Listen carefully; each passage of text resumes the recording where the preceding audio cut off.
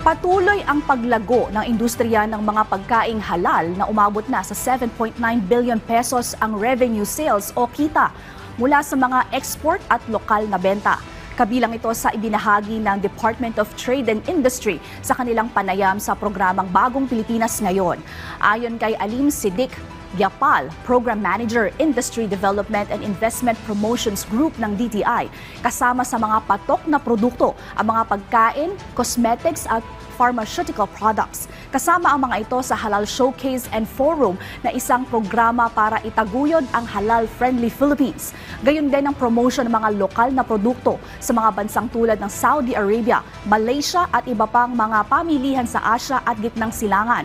Sa kasalukuyan, nananatiling aktibo ang bansa sa paglahok sa mga regional at international expo.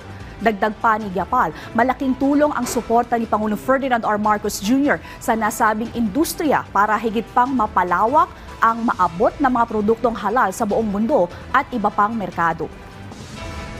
Every product na ating ini-export, every product na natutulungan natin or every investment na na-generate natin, it is always about the benefit that it would give sa ating mga magsasaka, sa ating mga farmers.